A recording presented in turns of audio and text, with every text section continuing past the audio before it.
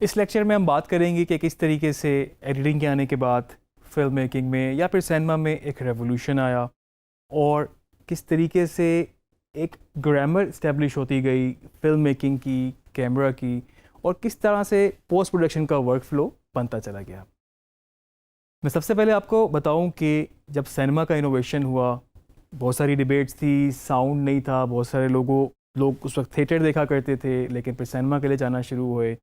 फिर साउंड भी बीच में आया, साउंड की वजह से आपको अपना फ्रेम रेट भी चेंज करना पड़ा।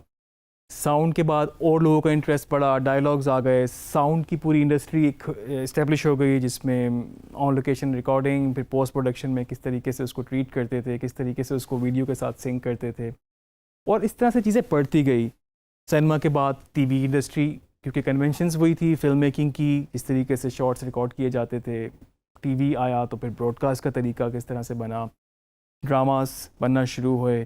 और अब जदीद दौर के साथ साथ आप देख सकते हैं कि आपके पास जिस तरह डिजिटल में आजकल यूट्यूब, इंस्टाग्राम, फेसबुक, उस पर किस तरह का कंटेंट बनाया जाता है, किस तरह के कमर्शियल्स जो हैं इस वक्त मार्केटिंग पर्पस के लिए इस्तेमाल किए जाते हैं। तो ये सारी इनोवेशंस वक्त के साथ साथ बेसिकली होती चली गई। जो एडिटिंग को क्रेडिट हम देते हैं इस वक्त, सबसे बड़ा क्रेडिट तो इस वक्त वो ये है कि आपकी जो फिल्म मेकिंग और कैमरा की ग्रामर वीडियो एडिटिंग के आने के बाद स्टैब्लिश हुई। क्योंकि आप सोच सकते हैं कि जब एक जगह पर कैमरा दूसरा शॉट, दूसरी वेरिएशन लेता ही नहीं था, क्योंकि वहाँ पर आप उसको जोड़ ही नहीं सकते थे। मिसाल के तौर पे आपके पास डिफरेंट शॉट टाइप्स होते हैं जो कि आगे हम डिटेल में देखेंगे। आपके पास लॉन्ग शॉट्स हैं, आपके पास मीडियम शॉट्स हैं, क्लोजअप्स हैं, ओवर द शोल्डर्स हैं, कॉम्प्लेक्स शॉट्स हैं आपके पास, और बहुत सारे। तो उन सब को रिकॉर्ड करने का फ़ायदा ही तब था जब आप उनको एडिट में यूज़ कर सकें। तो जब D.W. ग्रिफिथ ने उसको एडिटिंग में यूज़ करना शुरू किया तो फिल्म मेकिंग की सारी ग्रामर बनती चली गई कि ये शॉट भी ले सकते हैं, किस तरीके से आपका फिल्म का स्ट्रक्चर बन सकता है कि अगर आप एक चीज़ कहाँ से शुरू करते हैं, कहाँ पे ख़त्म करते हैं, तो वो पूरा एक scene by scene, sequence by sequence आपका चेंज आता चला गया। और इसके साथ साथ अगर सिर्फ मैं एडिटिंग की ही बात करूँ तो जिस तरह फिल्म स्प्लाइसिंग शुरू हुई थी, उसके बाद लीनियर आया, नॉन लीनियर आया, लाइव एडिटिंग होती है। आप लोग देख सकते हैं कि इस वक्त आपके लाइव ब्रॉडकास्ट में लाइव एडिटिंग होती है, आपके मल्टीपल कैमरास में एडिटिंग होती है। तो बहुत सारी चीज़ें इसमें इन्वॉल्व होती चली गई।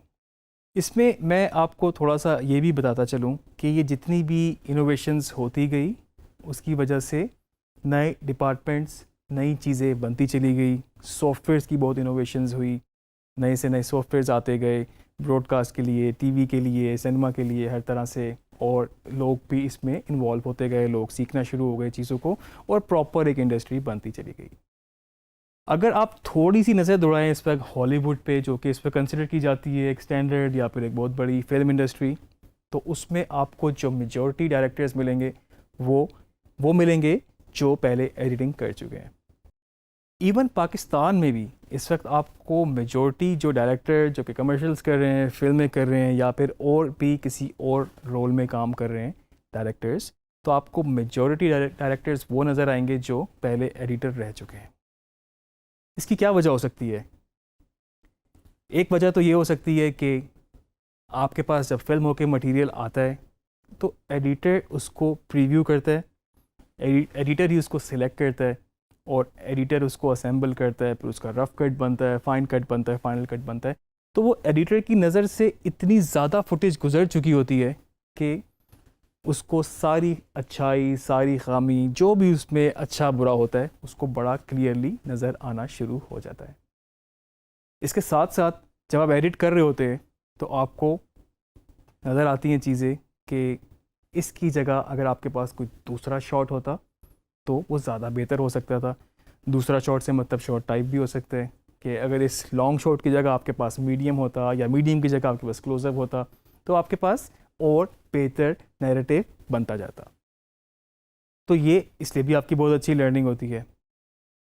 सेकेंडली, आपका जो एडिटर होता है, अगर हम एक फिल्म इन्वायरमेंट की बात करें तो उसमें एडिटर ब्लैंक होता है, उसको नहीं पता कि शूट पे क्या हुआ है, प्रोडक्शन में क्या हुआ है, कितने कैमरास इन्वॉल्व थे, कितनी क्रू इन्वॉल्व था, क्या स्टोरी है। तो उसको प्रॉपर एक स्क्रिप्ट से गुजरना पड़ता है, उसको प्रॉपर एक लॉग से गुजरना पड़ता है।